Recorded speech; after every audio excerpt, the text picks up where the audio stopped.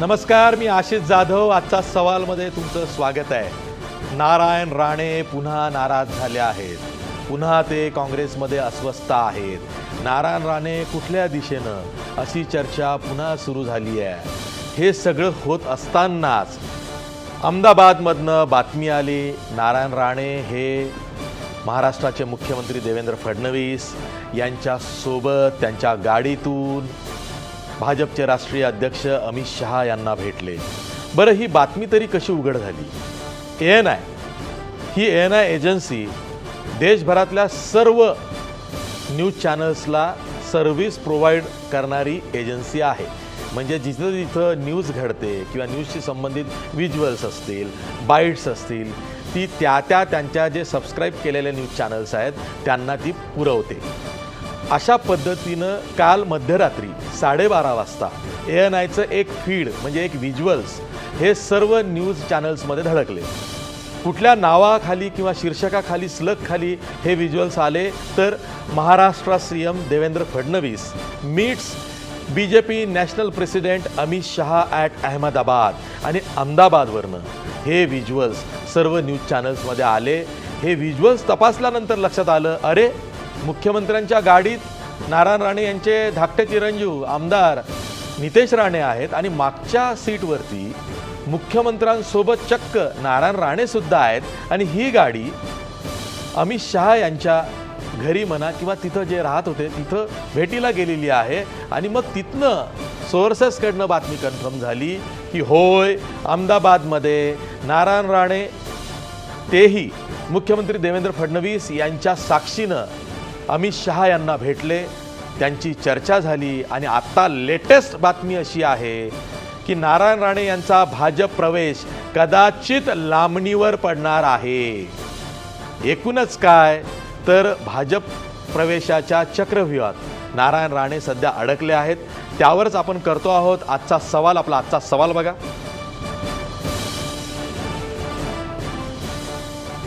नारायण राणे भाजप प्रवेशाच्या चक्रव्यूहात अडकले आहेत का?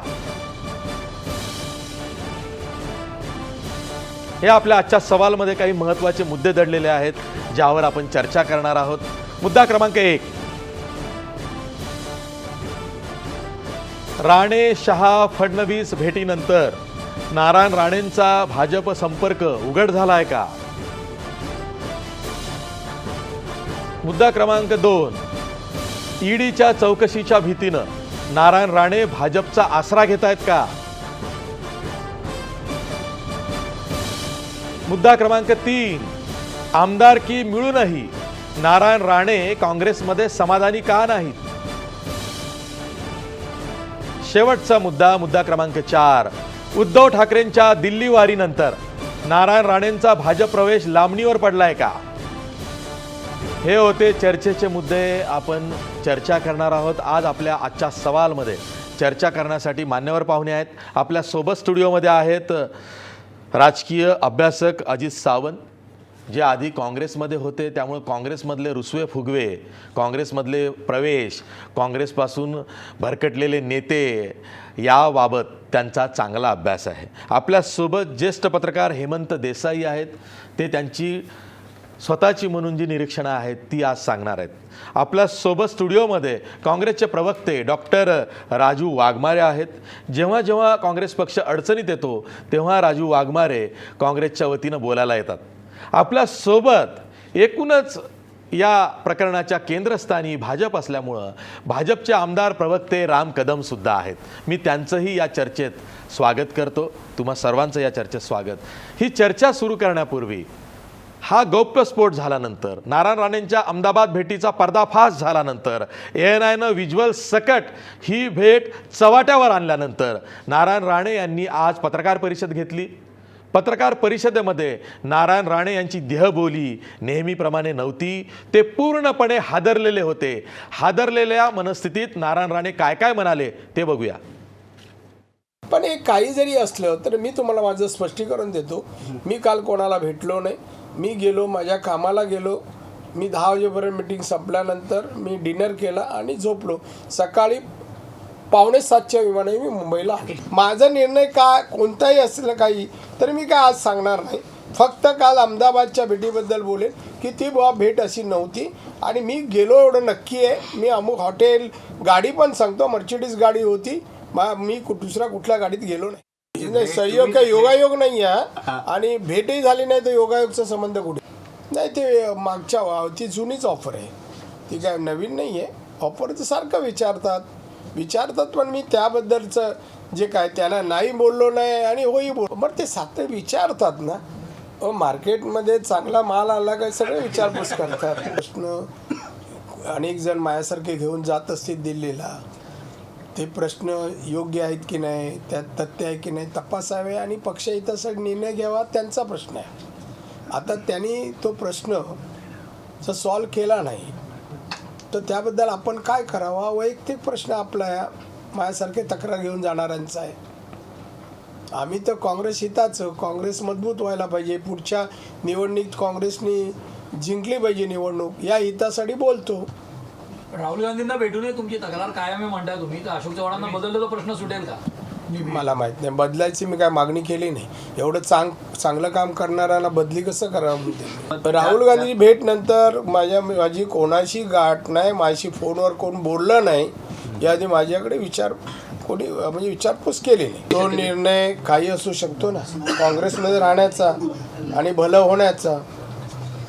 आता हे समीकरण जमेल की नाही तो भविष्यातला प्रश्न आहे. ज्या पद्धतीनं नारायण राणे बोलले, त्यांना जे जवळून ओळखतात, माझ्यासारखे पत्रकार त्यांची कामगिरी कारकीर्द बघून आहेत, त्यांना माहीत झालेलं आहे की नारायण राणे काँग्रेसमध्ये नाराज आहेत, अस्वस्थ आहेत, ते भाजपच्या संपर्कात आहेत. ते कितीही नाकारत असले तरी नारायण राणे यांची देहबोली सांगते आहे, ते जे काही म्हणाले त्यावरनं स्पष्टपणे हे सांगितलं जातं आहे किंवा ते कळतं आहे, दिसतं आहे की नारायण राणे भाजपच्या संपर्कात आहेत आणि ती बाब ते नाकारत नाही आहेत. प्रश्न आहे की अमित शहा यांना अहमदाबादला भेटायला, तेही मुख्यमंत्री देवेंद्र फडणवीस यांना बरोबर घेऊन नारायण राणे का गेले, का अमित शहांची त्यांची भेट झाली, हाच मुद्दा आहे. अजित सावंत, मला तुमच्यापासून ही चर्चा सुरू करायची आहे.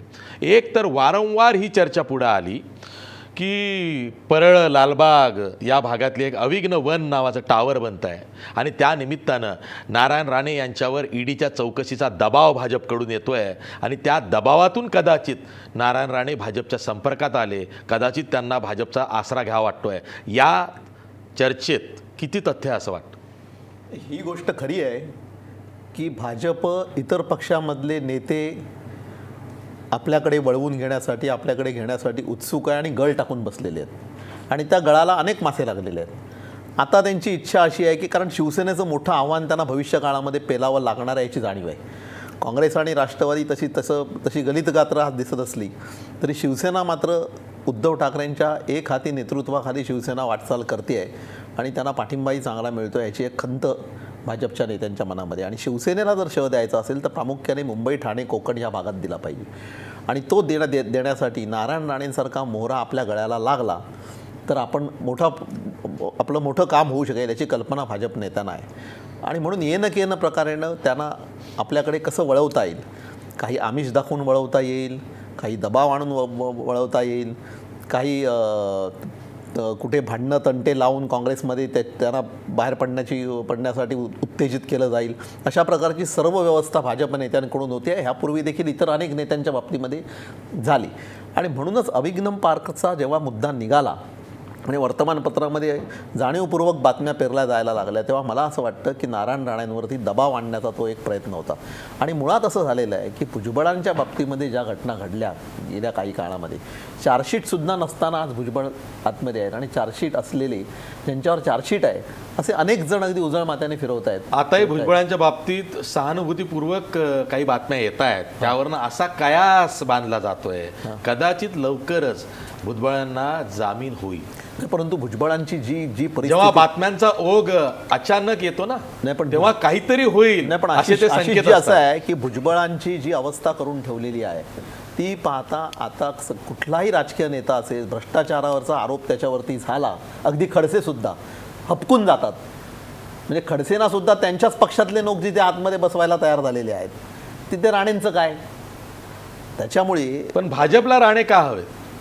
तर मी मगाशी सांगितलं तसं की मुंबई, कोकण आणि ठाणे याच्यामध्ये जवळजवळ 65 विधानसभा मतदारसंघ आहेत आणि या विधानसभा मतदारसंघांवरती नारायण राणे यांचा कमी जास्त प्रमाणात का होईना परंतु प्रभाव आहे, ही गोष्ट मान्य केली पाहिजे. आणि शिवसेनेला आव्हान नारायण राणे हे देऊ शकतात. कोकणातले जे इतर नेते आहेत भाजपकडे असलेले, हे अशा प्रकारचं आव्हान शिवसेनेसमोर उभे करू शकले नाहीत, ही वस्तुस्थिती आहे. आणि म्हणून शिवसेनेचा वारू जो आहे उधळलेला तो रोखायचा असेल तर नारायण राणेंसारखा मासा आपल्या गळाला, मोठा मासा आपल्या गळाला लागला पाहिजे. आणि त्यासाठी सर्व प्रकारचे डावपेच आखण्याची तयारी भाजपच्या नेतृत्वाने केलेली आहे. आणि म्हणून ही गोष्टसुद्धा ह्याच्यात सुद्धा तथ्य आहे असं मानायला हरकत नाही की मुद्दाम ईडीची प्रकरणं उकरून काढायची, सूडबुद्धीने वागायचं आणि हे जर नाही केलं तर हे केलं जाईल, अशा तऱ्हेचं वातावरण निर्माण करायचं असा मला वाटतं प्रयत्न असू शकतो. मी थेट जातोय राम कदम यांच्याकडे. राम कदम, अहमदाबादमध्ये जी भेट झाली, ज्याचे विज्युअल्स ANIनं उघड केले, ती भेट चव्हाट्यावरती आणली आणि गाडीमध्ये कोण आहेत? मुख्यमंत्री देवेंद्र फडणवीस यांच्या गाडीत स्वतः त्यांच्या बाजूला नारायण राणे बसलेले आहेत. पुढे ड्रायव्हरच्या बाजूला त्यांचे धाकटे चिरंजीव आमदार नितेश राणे बसलेले आहेत आणि हे सर्व काही कॅमेऱ्यामध्ये, तेही ANIच्या कॅमेऱ्यामध्ये कैद झालेलं आहे. ANIनं देशभराच्या 500हून अधिक न्यूज चॅनल्सला हे विज्युअल्स पाठवलेले आहेत. त्यामुळं कोणी हे विज्युअल्स मॉर्फ केले असण्याची शक्यता नाही. ANIनं विज्युअल्स पाठवताना नारायण राणेंच्या नावाचा उल्लेखही केलेला नाही. प्रश्न असा आहे की मुख्यमंत्र्यांना काय गरज होती नारायण राणे बरोबर अहमदाबादला जाण्याची आणि स्वतःची विश्वासार्हता घालून घेण्याची? कसं आहे आशिषजी, या आजच्या विषयाच्या बाबतीमध्ये बोलत असताना आपल्याला 2 गोष्टींचा प्रथमता विचार करावा लागेल. पहिली गोष्ट की हे जे व्हिज्युअल्स आपण म्हणता आहात, तर नारायण राणे देखील महाराष्ट्राचे माजी मुख्यमंत्री राहिलेले आहेत, मोठे दमदार नेते आहेत, चांगलं नाव आहे त्यांचं. तर त्यांनी महाराष्ट्राचे मुख्यमंत्री देवेंद्र फडणवीस साहेबांना भेटणं किंवा त्यांच्या गाडीत बसणं यात काही आक्षेप असू शकत नाही. आता ते कोणाला भेटायला गेले, भेटीचा काय उद्देश होता, या बाबतीमध्ये राणेसाहेब स्वतःच अधिक चांगला खुलासा करू शकतील आणि त्यांनी तो खुलासा केलेला आहे. आणि एका चांगल्या दमदार नेत्यांनी केलेल्या खुलाशाबाबत आपण सगळ्यांनी काही संशय घेण्याचं कारण नाही. म्हणजे ते अहमदाबादला गेले होते, मुख्यमंत्र्यांच्या गाडीत बसले, तिथून ते अमित शहा यांना भेटले, हे सगळं खरं आहे. कोणत्या नेत्यानं, आशिषजी, कोणत्या नेत्यानं कोणाला भेटावं यात काही वावगं असण्याचं कारण नाही. का? आता जर समजा राणे साहेबांना अमित शहा किंवा देवेंद्र फडणवीस साहेबांसोबत अमित शहा साहेबांना भेटावं असं वाटत असेल कोणत्या विषयाच्या बाबतीत, चूक काय आहे? तर त्याच्यामुळे ते भेटले न भेटले हे राणे साहेबच अधिक चांगलं सांगू शकतील, त्याबद्दल मला भाष्य करायचं नाही. पण तुमच्या या विषयाचा मूळ गाभा आपण लक्षात घेतला पाहिजे. मी राणे साहेबांच्या विषयावर बोलत नाही. सर्वच पक्षातल्या नेत्यांना भारतीय जनता पार्टी या पक्षामध्ये यावंसं वाटणं, मला असं वाटतं याच्यावरही चर्चा झाली पाहिजे. काय यावंसं वाटतंय?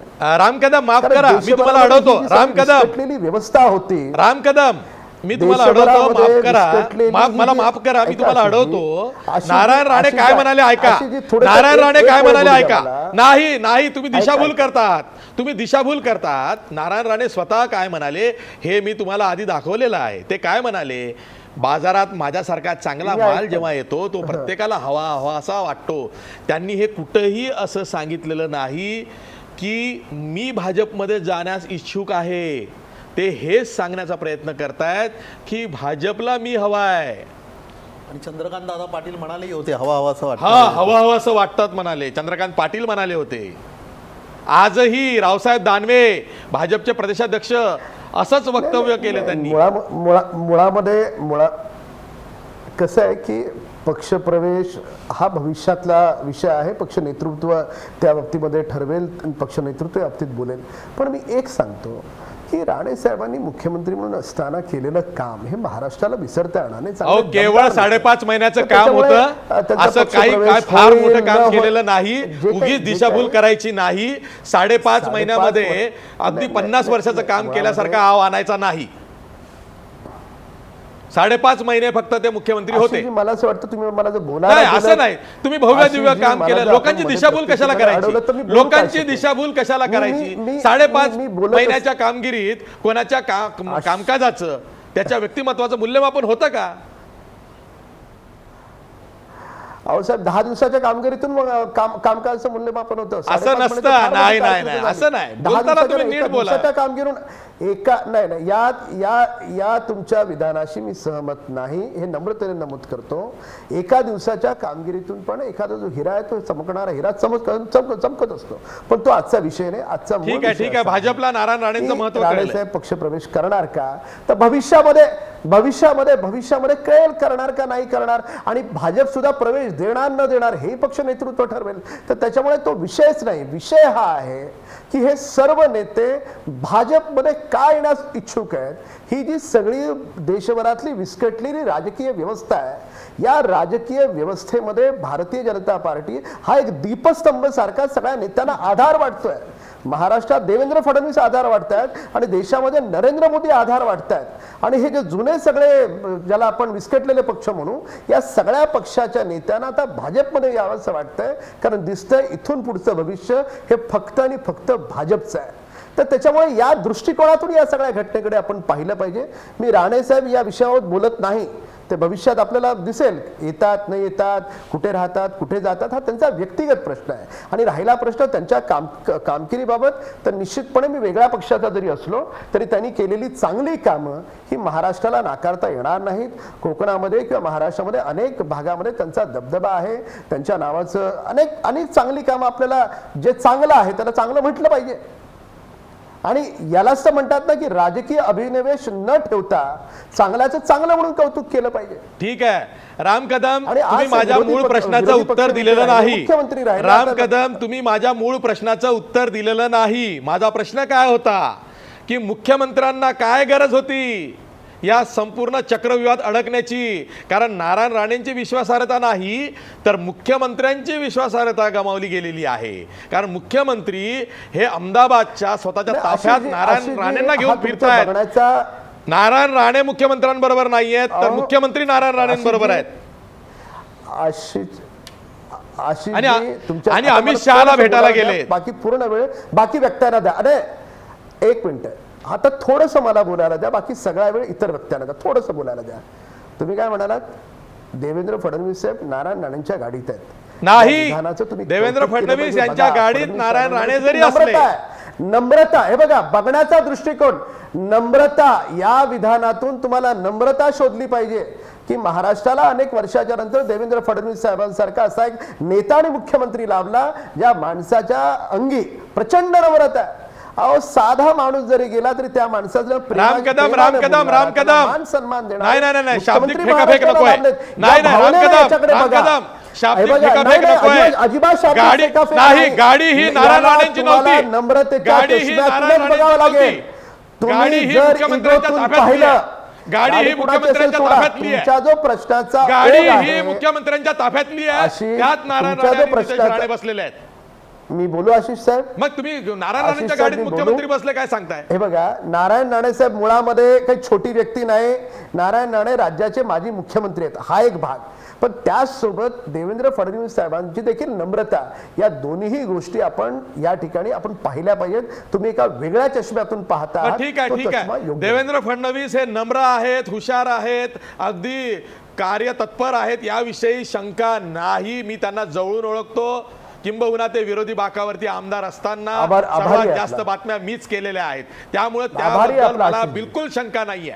प्रश्न हा आहे की जेव्हा तुम्ही महाराष्ट्रासारख्या पुरोगामी राज्याचे मुख्यमंत्री असता आणि जेव्हा एखादी व्यक्ती वादात अडकलेली आहे, ज्याविषयी गेल्या 2 महिन्यापासून उलटसुलट बातम्या येत आहेत, ती व्यक्ती भाजपच्या संपर्कात आहे असा बातम्या येत आहेत, अशा वेळी मुख्यमंत्री देवेंद्र फडणवीस, अमित शहा जे भाजपचे राष्ट्रीय अध्यक्ष आहेत, त्यांना भेटायला जाताना नारायण राणे आणि त्यांचा धाकटा मुलगा नितेश राणे जो आमदार आहे त्याला आपल्या गाडीतून घेऊन जातात. यावर आक्षेप आहे.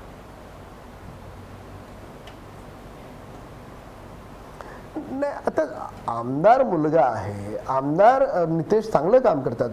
नितेश जर अमित शहा साहेबांना भेटले, देवेंद्र फडणवीस साहेबांसोबत असतील, तर याच्याकडे चुकीच्या नजरेने काय पाहिजे? चुकीच्या नजरेने बघत नाहीये, ते भाजप मान्य करत नाहीये, म्हणून सांगावं लागतंय.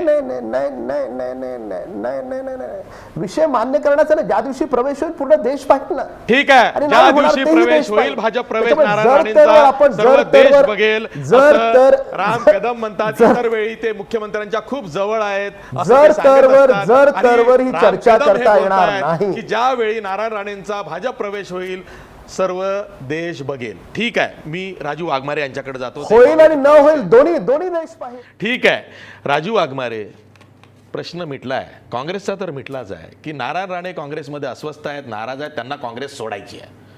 काँग्रेसच त्यांना सोडू देत नाही किंवा आपल्यापासून दूर जाऊ देत नाही आहे, असं चित्र पुढे आलेलं आहे. काँग्रेस एवढा अट्टहास का धरत आहे? नारायण राणेंचं एवढं पुनर्वसन केलं, बांद्र्याची पोटनिवडणूक त्यांना तिथं उभं केलं, तिथं ते हारले. त्यानंतर त्यांना विधान परिषदेवरती नव्याला संधी देण्याऐवजी त्यांना दिली, त्यांना विधान परिषदेचं आमदार केलं, तरीसुद्धा त्यांचं समाधान होत नाही. तरीसुद्धा काँग्रेसला असा पुळका काय नारायण राणेंचा की ते वारंवार काँग्रेसवर आरोप करतात, काँग्रेसच्या नेत्यांवर आरोप करतात, तरी त्यांना नारायण राणे हवे आहेत? नाही, अशी जी सगळ्यात पहिली गोष्ट आपण लक्षात घ्या की नारायण राणे काँग्रेस पक्षाचे, आमच्या पक्षाचे एक ज्येष्ठ नेते आहेत आणि ज्येष्ठ नेत्यांचा सन्मान प्रत्येक पक्षात ज्या पद्धतीने होतो त्या पद्धतीने तो आमच्या पक्षातही होतो.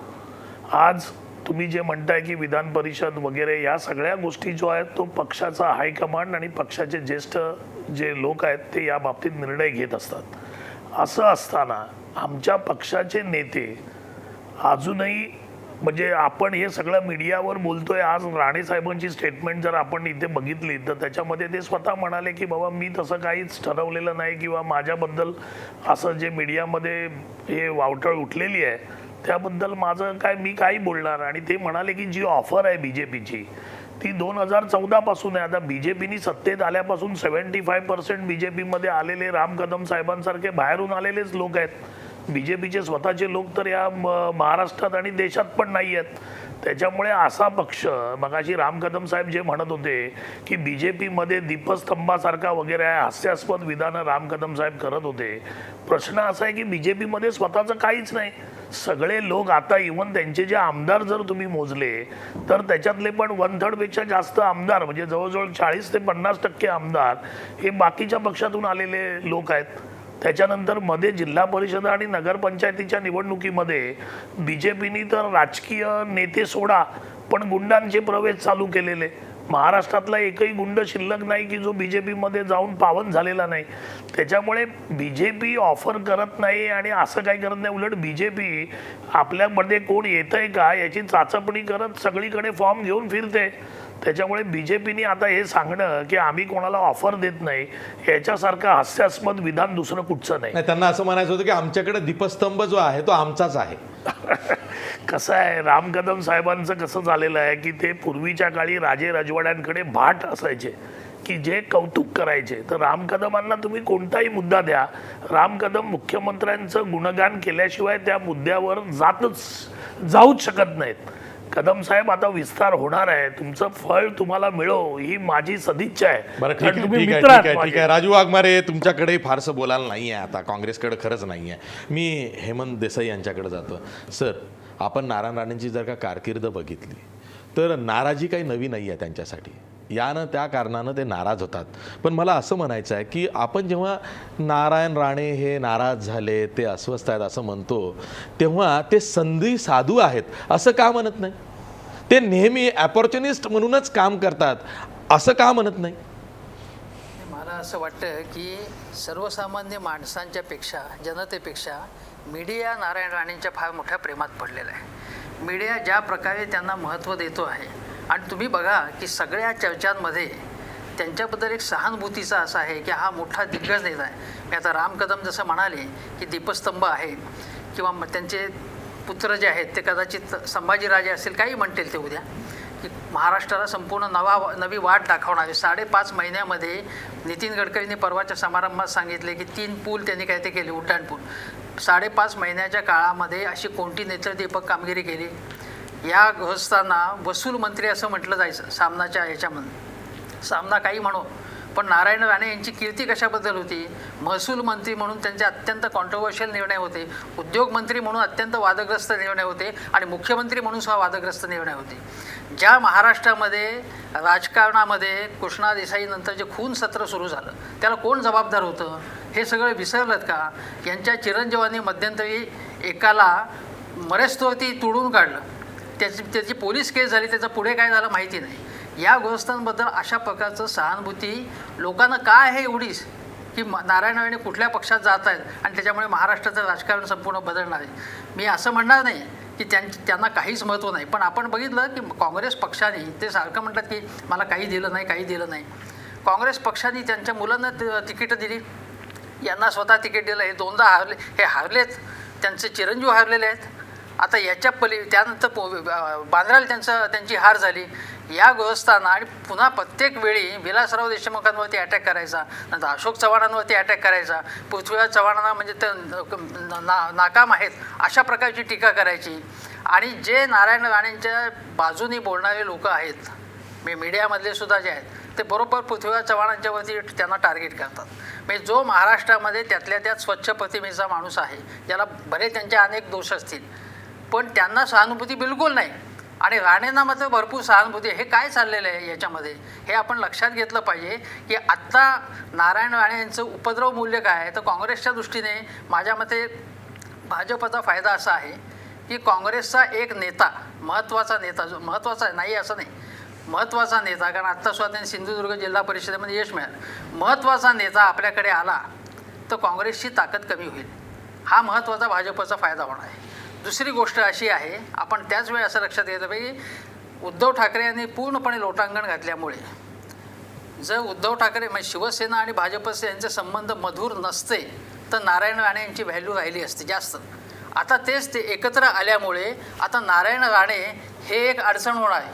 म्हणजे एका ताटामध्ये आता शेजारी बसून जेवणार का उद्धव ठाकरे, नारायण राणे आणि भाजपचे नेते, ही एक गोची होणार आहे याच्यामध्ये. आता शिवसेनेला वाढायचं आहे आणि भाजपलाही वाढायचं आहे. शिवसेनेला कोकणात आणखीन वाढायचं आहे. आता तुम्ही बघा की नारायण राणेंची कोकणातली ताकद, कोकणातली सुद्धा कमी झालेली आहे ताकद. आणि गेल्या वेळी त्यांच्या विरोधी सगळेजण एकत्र आलेले होते. नारायण राणे जर भाजपमध्ये गेले तर पुन्हा असं होणारच नाही. असं कशावरनं? म्हणजे त्याचे फायदे जसे आहेत तसे तोटेसुद्धा आहेत. पण काँग्रेसचं कदाचित आहे, काँग्रेसचा महत्त्वाचा फटका बसणार आहे की त्यांचं कदाचित त्यांच्याबरोबर 2-4 लोक गेले तर विरोधी पक्षनेते पण जाऊ शकतं काँग्रेसचं. हा काँग्रेसचा तोटा आहे. पण माझ्या मते नारायण राणे जे असं म्हणाले की माझ्या मालाला किंमत आहे, 3 वर्ष हे जर मालाला किंमत असेल एखाद्या, तर तो या इथे जास्त जिथे बोली असेल तिथे पटकन जातो ना. 3 वर्ष का थांबले ते काँग्रेसमध्ये? आणि 3 वर्षामध्ये काँग्रेसची अशी कुठली त्यांना आशादायक चिन्ह दिसली की हा बाबा उद्या मोठा पक्ष होणार आहे. आता तर काँग्रेसमध्ये कोणालाच काही भविष्य वाटत नाही. अशा पक्षामध्ये राहून यांना काहीही उपयोग नाही. राहुल गांधी यांनी काहीही पॉझिटिव्ह रिस्पॉन्स दिला नाही. मुळात राहुल गांधी यांनी पॉझिटिव्ह रिस्पॉन्स द्यावा किंवा निगेटिव्ह, त्यालाच काही किंमत उरलेली नाही. त्या परिस्थितीत ते स्वतः नाही. ते स्वतः ते नाही आहेत. त्यामुळे काँग्रेसची तर काही आशाच नाही त्याच्यामध्ये. राष्ट्रवादीची संपूर्ण काही आशा नाही. आता भाजप हा उगवता पक्ष आहे, येथे काही काळ भाजपचीच आहेत. म्हणजे आता उमर अब्दुल्ला हे सुद्धा म्हणाले की 2019चा सोडून द्या, तुम्ही 2024चा विचार करा.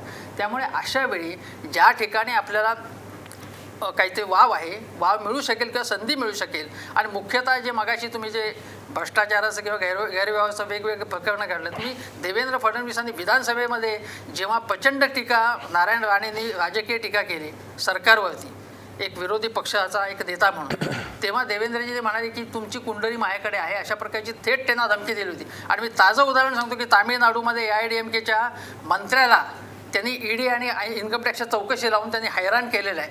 आणि हे ठिकठिकाणी CBI असेल, ED असेल, इन्कम टॅक्स या तिन्ही यंत्रणांचा संपूर्णपणे मिसयूज ज्या प्रमाणे काँग्रेसने केला तसा हे करून दहशत निर्माण करत आहेत.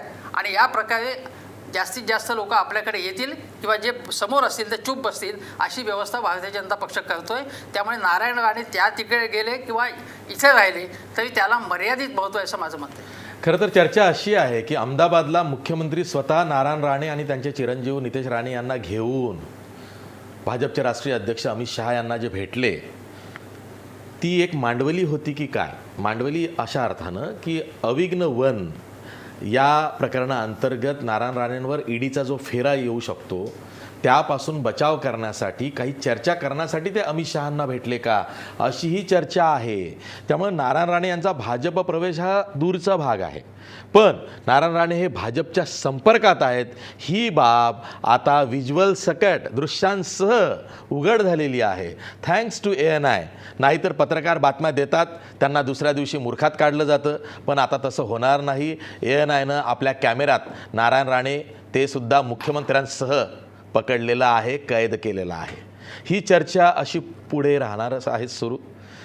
ब्रेकवर जाता जाता आपला प्रश्न बघा. नारायण राणे भाजप प्रवेशाच्या चक्रव्यूहात अडकले आहेत का? 79% लोक म्हणतायत होय, नारायण राणे भाजप प्रवेशाच्या चक्रव्यूहात अडकले आहेत. पुन्हा भेटूया ब्रेक.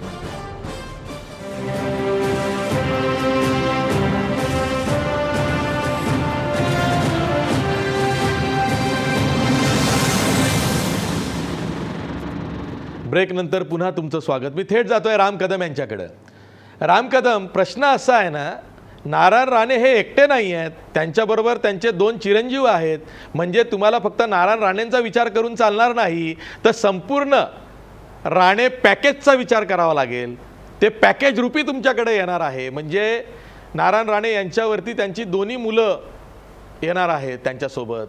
त्यामुळं अशा वेळी भाजप त्यांचं समाधान कसं करणार आहे? कारण आतापर्यंतचा इतिहास आहे, अनुभव आहे की त्यांचं समाधान केवळ पद देऊन होत नाही, कायम लाल दिवा द्यावा लागतो. तुमचं पॅकेज काय आहे राणेंसाठी? जर तरच्या गोष्टीवर चर्चा होत नसते आणि जर समजा राणेंसाहेबांविषयी नाही पण कोणती व्यक्ती जर पक्षात येत असेल तर त्याच्यावर काय बोलणी होते, काय बोलणी होत नाही, त्याची चर्चा काही सार्वजनिक स्तरावर TV चॅनलवर चर्चेच्या रूपानं होत नाही. पण एक मात्र निश्चित आहे, मगाशी जे मी दीपस्तंभ म्हणालो, आमचे मित्र राजू वाघमारे आणि बाकीचे दुसरे पत्रकार त्यांनी चुकीचा अर्थ काढला. मी त्याच्यामध्ये एवढंच म्हणालो की भारतीय जनता पार्टी या विस्कटलेल्या राजकीय व्यवस्थेमध्ये या पक्षाकडे सगळेजण एक आधार म्हणून, एक दीपस्तंभ म्हणून पाहत आहेत, या अर्थानं मी म्हणालो. आणि त्या अर्थानं पूर्ण देशभरात अनेक लोक भाजपमध्ये येत आहेत. राजू वाघमारे नेहमी मी भाजपमध्ये आलो याबद्दल ते प्रत्येक चर्चेत बोलत असतात, त्यांना राहवत नाही. पण राजूंना मी सांगतो, ठीक आहे, मी वेगळ्या पक्षातून भाजपमध्ये आलो, पण कमी वर्षात मी भाजपमय झालो याचं कौतुक राजू तुम्हाला नव्हे, तुमच्यासारख्या अनेक काँग्रेसच्या नेत्यांना करावं लागेल. आता खरं आत्मचिंतनाची वेळ काँग्रेसवाल्यांना आली आहे. का नारायण राणे तुमच्या पक्षामध्ये आहेत, त्यांच्यावर का तुम्ही अन्याय केलात? हो, कोणी अन्याय केला? या माणसाचं तुम्हाला कसं कॅरियर कळलं? त्यांना तर मुख्यमंत्री अजूनही कळलेलं नाही का होण्याचं अन्याय केला मुख्यमंत्री त्यांनी नाही केलं नारायण तुम्ही. राणेंवर. राणे साहेबांनी स्वतः प्रेस घेऊन सांगितले, आशिष तुम्ही तर जबाबदार पत्रकार आहात, तुम्ही हो ना, स्वतः तर मग त्यांची राणेंवर press काय आपण अन्याय केला झाला ते असं तरी सांगा. तर त्याच्यामुळे काँग्रेसनं नारायण राणेंवर काय अन्याय काँग्रेसने केला हे तुम्ही सांगा. नारायण राणेंसारख्या अनेक चांगल्या लोकांवर ज्यांची हिंमत आहे, त्याच्यामुळे मी अधिकृतपणे सांगतो, केवळ नारायण राणे नाहीत, अनेक मोठमोठे नेते वेगवेगळ्या पक्षाचे भारतीय जनता पार्टीमध्ये येण्यासाठी उत्सुक आहेत. आमच्या अनेक नेत्यांशी चर्चा करता आहेत. त्याची काही चर्चा मी टीव्हीवर करणार नाही, पण का चर्चा करतायत? त्यांना भाजप का आपलासा वाटतोय? त्यांना त्यांचा पक्ष संपताना दिसतोय. आणि या देशामध्ये इथून पुढच्या भविष्य काळामध्ये 20-25 वर्ष भारतीय जनता पार्टीशिवाय पर्याय नाही, हे या देशाला कळून चुकलंय. तर त्याच्यामुळे आत्मचिंतनाची गरज काँग्रेसला आहे. त्याच्यामुळे राणेसाहेब येतील न येतील तो भविष्याचा भाग आहे. राम कदम, आमची भारतीय जनता पार्टीची परंपरा राहिलेली आहे की एखादा माणूस दुसऱ्या पक्षात असला, तो चांगलं काम करत असला तर त्या चांगल्याचं चांगलं म्हणून कौतुक केलंच पाहिजे. राम कदम, तुम्हाला आज या चर्चेत बोलवण्यामागं माझा एक स्वार्थ होता. तो काय होता माहितीये का? या आजच्या सवालच्या प्रोमोमध्ये राम कदम यांच्या तोंडी एक वाक्य आहे की राज्यातलं भाजप सरकार कुठल्याही परिस्थितीत मराठ्यांना आरक्षण दिल्या वाचून राहणार नाही. प्रश्न असा आहे की ज्या नारायण राणे यांच्या अहवालानंतर काँग्रेस सरकारनं मराठा समाजाला आरक्षण लागू केलं होतं, त्याच व्यक्तीला आता भाजप आपल्या पक्षात घेते आहे. आणि आम्ही आरक्षण तर देऊ करत नाही, पण ज्याच्यामुळं ते लागू झालं होतं त्यालाच आम्ही हायजॅक केलं, हे सांगण्याचा तर भाजपचा हेतू नाही ना.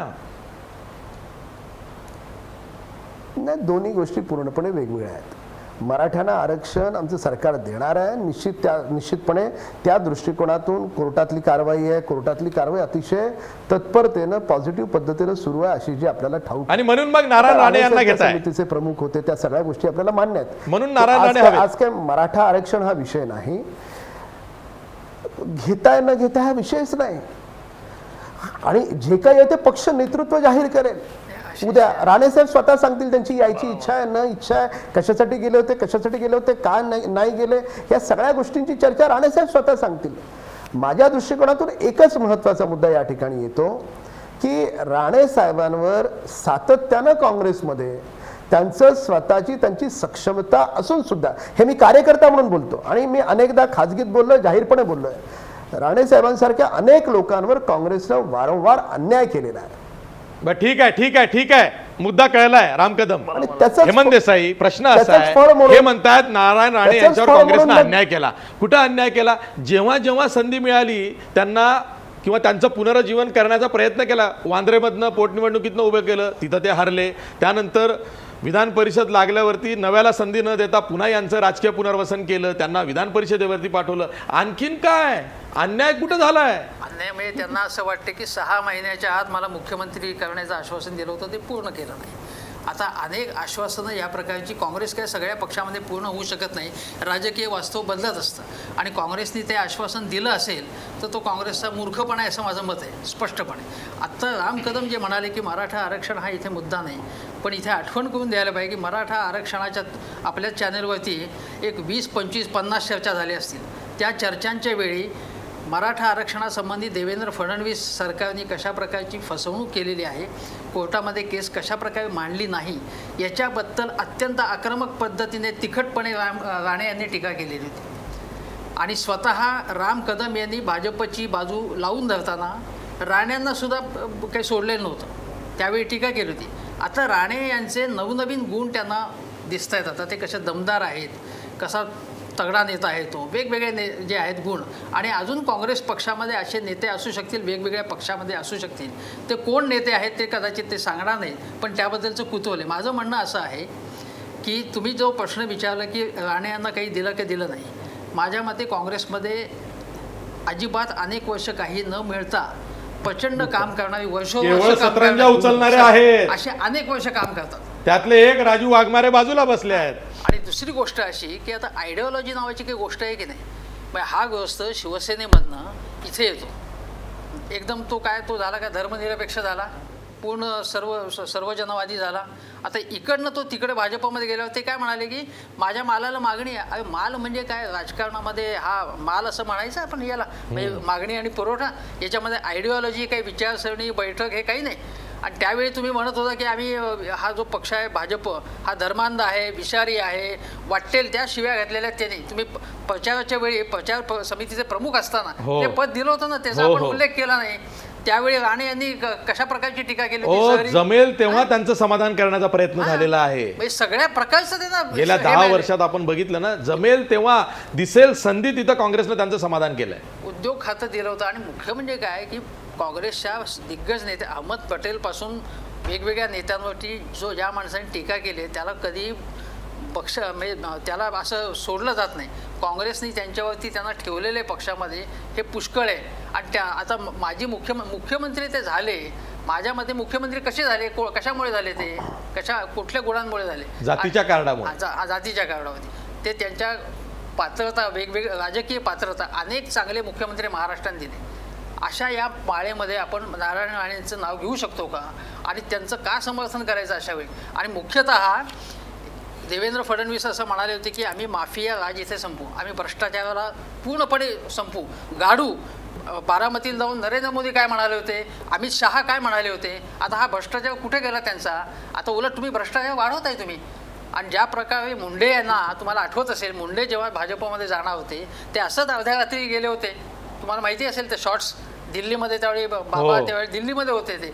अशाच पैकी मन क्यू बहका आहे, मला गाणं आठवतंय, आधी राहतो गो, तशा प्रकारचंच हे दिसलं. आणि यावर रोखठोक हा स्पष्ट बोलतो, खरं बोलतो हा माणूस नारायण राणे हे इथे व्हिज्युअल्स आहेत आणि म्हणतात की मी तिकडे गेलो होतो पण ही चित्र बरोबर नाहीत, हे व्हिज्युअल्स बरोबर नाहीत. आणि 500च्या वर टीव्ही चॅनल्सकडे ANI हे दृश्य पाठवली. आणि एक लक्षात घ्या तुम्ही, ते तिकडनं बाहेर आल्याची चित्र छायाचित्र जे आहेत म्हणजे देवेंद्र फडणवीस एकटे आले आणि हे कुठे गेले असं ते प्रश्न विचारतायत. मग मी कुठे गेलो, मग हे बरोबर आहे का, हे खोटं आहे का.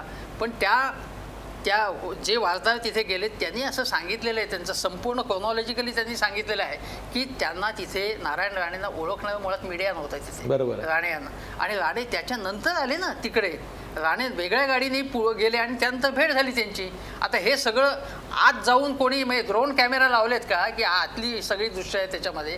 राणे यांनी याच्याबद्दल जे निस्संदिग्धपणे सांगायला पाहिजे होतं की होय माझी चर्चा झाली आहे, माझी चर्चा अर्धवट झालेली आहे, माझ्या अटी काय जे असतील चर्चेचं सांगू नाही तुम्ही होईपर्यंत. पण त्यांनी ते सांगितलं नाही.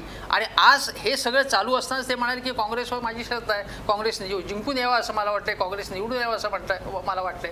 एवढंच नव्हे तर अशोक चव्हाण हे चांगले प्रदेशाध्यक्ष पण आहेत. शेवटी काय म्हणाले, असं उपहासाने म्हणाले ते. माझा पक्ष प्रवेशाचा आणि काँग्रेस जिंकून यावा याचा, किंवा मला काँग्रेसविषयी काय वाटते त्याचा, किंवा या सगळ्यांचा परस्परांचा एकमेकांशी संबंध नाही असंही ते म्हणतात. मी त्यांना असं आहे की भाजपशी त्यांचं काही जमलं नाही आज उद्या तर काँग्रेसचा गट ठेवायचा आहे त्यांना.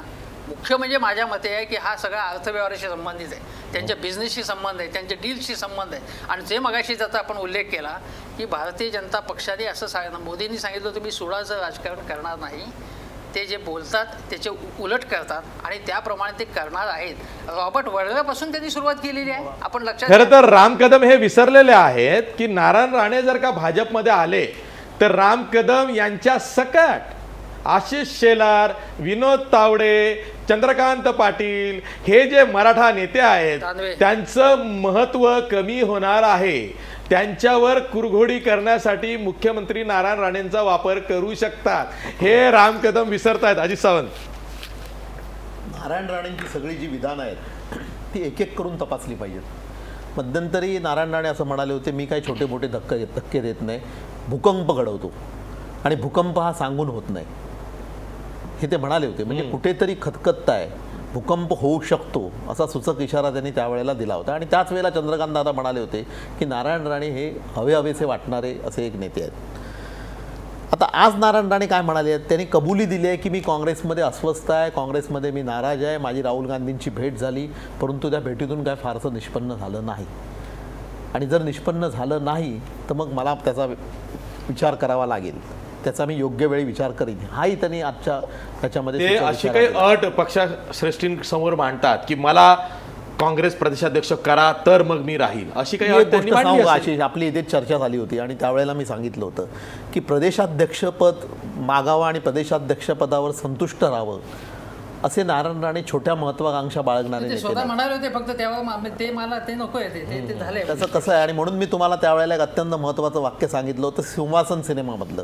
सिंहासन सिनेमामध्ये प्रदेशाध्यक्ष असणाऱ्या पात्राच्या तोंडी असं वाक्य आहे की प्रदेशाध्यक्षपद हे बकरीच्या शेपटासारखं असतं, शेळीच्या शेपटासारखं. त्याने धड माशाही हलवता येत नाही आणि अब्रूही झाकता येत नाही. बरोबर आहे. म्हणजे त्याला ना नुइजन्स व्हॅल्यू असते, नाही त्याला काय फार मिरवता येत किंवा त्याचा काय दबाव असतो. आणि सत्ता नसेल तर बिलकुलच नाही, आणि सत्ता नसेल तर खिशातले पैसे काढून चालवला. अहो, एका प्रदेशाध्यक्षाने काँग्रेसच्या आपला वरळीमधला फ्लॅट विकला होता आणि नंतर सत्ता आल्यानंतर त्याला मुख्यमंत्री पद बनवलं नाही, त्याला गावचं तिकीट दिलं.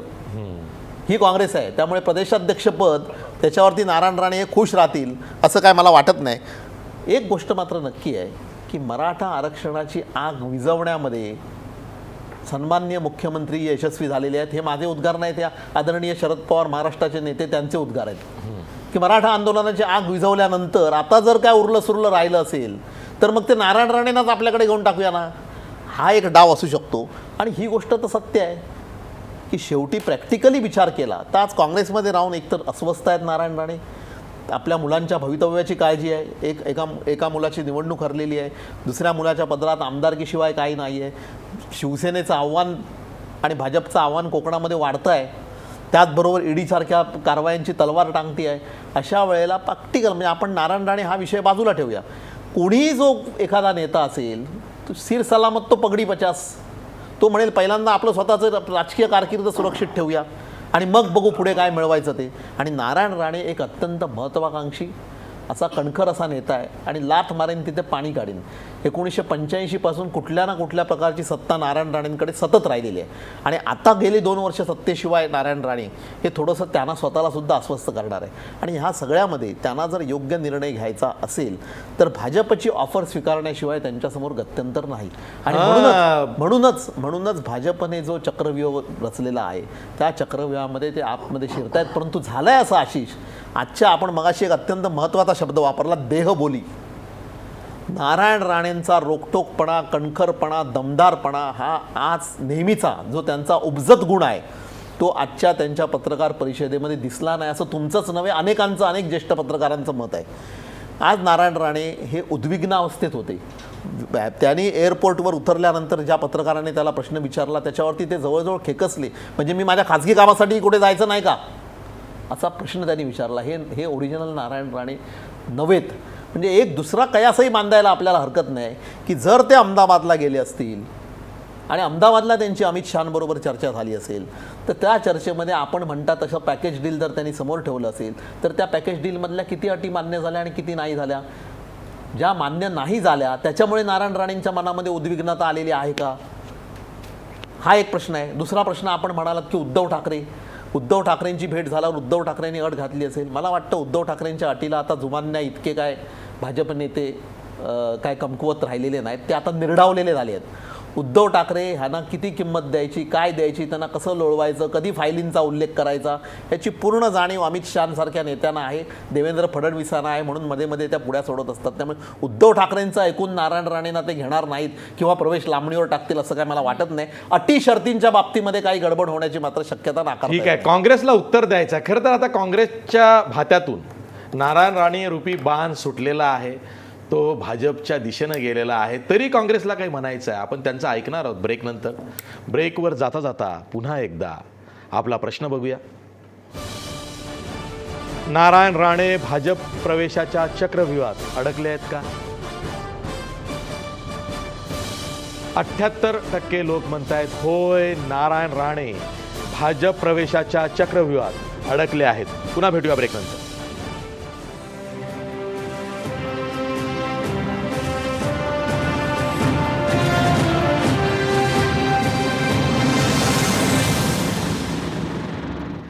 ब्रेकनंतर पुन्हा तुमचं स्वागत. मी राजू वाघमारे यांच्याकडे जातो. राजू वाघमारे, खरं तर काँग्रेसला बोलण्यासारखं नारायण राणेंच्या सध्याच्या प्रकरणामध्ये काही नाही आहे. ते नाराज आहेत, अस्वस्थ आहेत, त्यांनी त्याची कबुली दिलेली आहे. आता तुम्हाला विचारायचं एवढंच आहे की नारायण राणे गेल्यामुळं काँग्रेसला किती नुकसान होऊ शकतं? नाही, अशी जी एक प्रश्न असा आहे याच्यात उद्भवतो की राणे साहेब स्वतः काही याबाबत बोललेले नाही आहेत. आणि मगाशी हेमंतजी जे म्हणत होते की काँग्रेस पक्षाचं भवितव्य आणि काँग्रेस पक्षाला काही किंमत राहिलेली नाही, आजही गेल्या 5 राज्याच्या ज्या निवडणुका झाल्या त्याच्यामध्ये पंजाबमध्ये आम्ही सत्ता घेतली, बाकी 2 राज्यामध्ये आम्ही जास्त आमदारांनी निवडून आलो. आमच्या हातून सत्ता बीजेपीने पैशाच्या जोरावर आणि मसल पॉवरच्या जोरावर जरी घेतली असती तरी आत्ताच झालेल्या 5 राज्याच्या निवडणुका 3 राज्यामध्ये आम्ही सत्तेवर येण्यात म्हणजे सत्तेवर आल्याच जमा होतो. त्याच्यामुळे महाराष्ट्रात काँग्रेसची स्थिती अगदी चांगली आहे. राणेसाहेब आमचे ज्येष्ठ नेते आहेत, त्यांनी जो निर्णय आहे तो ते स्वतः घेणारे आहेत. त्याच्यामुळे त्याच्याबद्दल माझ्यासारख्या कार्यकर्त्यांनी काही बोलणं बरं दिसणार नाही. पण मी पक्षाबद्दल एवढं चांगलं डेफिनेटली बोलू शकतो की आजही काँग्रेस महाराष्ट्रामध्ये अगदी पूर्णपणे चांगल्या स्थितीमध्ये आहे आणि विरोधकांची भूमिका आम्ही चांगल्या पद्धतीने करतोय. संघर्ष यात्रा आम्ही काढतोय, शेतकऱ्यांच्या प्रश्नावर आम्ही रस्त्यावर उतरलेलो आहोत. त्याच्यामुळे काँग्रेस पक्षाला ग्रहण लागले आणि काँग्रेस पक्ष गलित गात्र झालाय अशा प्रकारे जर कोणाचा समज असेल तर तो पूर्णपणे आशिषजी समज चुकीचा आहे. आणि काँग्रेस एक महासागरासारखा मोठा पक्ष बरं, आहे. ठीक आहे, या विषयावर आपण एक स्वतंत्र चर्चा करू. नाही, मी थेट जातोय शेवटी हेमंत देसाई यांच्याकडे. हेमंत देसाई, नारायण राणे हे नाराज आहेत, अस्वस्थ आहेत आणि ते काँग्रेस सोडण्याच्या भूमिकेत आता आलेले आहेत. इथून पुढं काय? मला असं वाटतं की काँग्रेसचं नुकसान अजिबात होणार नाही असं नाही. कुठलाही पूर्वग्रह न मानता म्हणजे त्यांची एक ताकद आहे, त्या प्रमाणात थोडंसं नुकसान होईल. पण काँग्रेस इतक्या तळाला आलेलं आहे आता की आता काँग्रेसला कशाचंच काही वाटेनसं झालं. कारण तुम्ही बघा की इतके नेते म्हणजे भाजपमध्ये गेलेले आहेत, त्यापैकी अनेक काँग्रेसमधले आहेत ना. हे काँग्रेसला हे आपल्याजवळ बाळगता आले नाहीत, टिकवता आले नाहीत, त्यांना फ्युचर आमचं चांगलं आहे असंही दाखवता आलं नाही. काँग्रेसमध्ये इतकं शैथिल्य आहे की हा मेलेलाच पक्ष आहे असं वाटावं. म्हणजे आता या नाही, म्हणजे असं नाही. तातडीने काही ह्या बाबतीत असं होऊच शकत नाही. तातडीने CWC झाली आहे, त्यांची काही महासमितीचं अधिवेशन झालंय, तातडीने आम्ही कुठल्याही आमच्या प्रकारची पद्धतीने बैठका सुरू नाही. काँग्रेस पक्ष आपल्या पद्धतीने वागणार. ऐका कोणी सांगितल्यामुळे अहो, काँग्रेस पक्ष ऐका, मीटिंग्स ऐका. वगैरे घेणार का आणि निर्णय घेणार का? ऐका, ठीक आहे, ठीक आहे, पक्षाची ठीक आहे, आमची ठीक एक आहे. पद्धत आहे, हो, हो. त्या पद्धतीने आम्ही काँग्रेस चालणार. हा एक सुस्त अजगर नाही, आहे, नाही, तो त्याच्या आमच्या- पद्धतीनं ऐका, जागा आमच्या होतो. ज्या पक्षाच्या पद्धतीने आम्ही चालू तो ती पद्धत पक्षाला खड्ड्यात घेऊन चालली आहे. बरं ठीक आहे, हे बघा पद्धत काँग्रेसचे पक्षाला खड्ड्यात माजी घेऊन पाईक चालली काय आहे. म्हणतायत ती अजित पद्धत सावंत. पक्षाला, जी पक्षाची पद्धत आहे ती पक्षाला खड्ड्यात घेऊन गेली ना आतापर्यंत. एवढा रस्ता तळाला काँग्रेस नाही, पण पक्ष नारायण राणेंचा हा मुद्दा त्याच्या वरचा आहे, हा काँग्रेसचा चालू नाही आहे. असतात. नारायण राणेंचं काय ते बोला. ती पद्धतच बदलली पाहिजे मुळात. मी एकाच वाक्यात फक्त सांगतो की काँग्रेसची पूर्णपणे वाताहत झाली हे मान्य करून तातडीने उपाययोजना तुम्ही करा. तुम्ही करत नाही एवढी चिंतेची गोष्ट आहे. हां. दुसरी गोष्ट आहे की नारायण राणे यांचं जे भवितव्य ते काय म्हणतात की अनेक पक्षामध्ये मला संधी, अगदी रामदास आठवलेंच्या पक्षातही आहे, पण त्या प्रकारच्या त्यांना संधी जर असल्या तर ते का नाही करत त्याच्या संबंधी कारवाई का उडी घेत नाही. ते उडी घेत नाहीत याचं कारण काही तिथे त्यांचं हितसंबंधांचं रक्षण होईल का नाही एवढाच प्रश्न आहे. त्या पक्षाशी त्यांना काही देणं घेणं नाही आहे. त्यांना फक्त स्वतःचं जे काही पर्सनल फिल्म आहे ते सुरक्षित राखण्यापुरतंच त्यांचं हे. त्यामुळे चिंतेची गोष्ट अशी आहे की महाराष्ट्राचे माजी मुख्यमंत्री कुठल्या पक्षात जाणार किंवा येणार याच्यामध्ये कुठल्याही विचारसरणीचा संबंध नाही आहे, कुठलाही एक व्यापक कुठला समाजहिताचा भाग नाही, त्याच्यामध्ये जनतेच्या प्रश्नांचा सुतराम संबंध नाही आहे. आणि तरी याला एक फार मोठं महत्त्व दिलं जात आहे.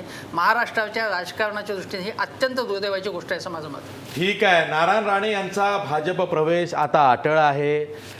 ANIनं जी दृश्य प्रसिद्ध केलेली आहेत, जो पर्दाफाश नारायण राणे मुख्यमंत्री आणि अमित शहा यांच्या भेटीचा केलेला आहे, त्यावरनं आता हे सहज स्पष्ट होत आहे. प्रश्न असा आहे की नारायण राणे जर का भाजपमध्ये गेले त्यानंतर मग भाजप आणि शिवसेनेचे संबंध कसे असतील आणि हा नारायण राणेंचा संभाव्य भाजप प्रवेश नेमका कधी होईल? तो राष्ट्रपती पदाच्या निवडणुकीनंतर होईल की त्याच्या आधी होईल? आणि नंतर आणि जर का आधी तो झाला तर भाजप आणि शिवसेनेमधले संबंध कसे असतील?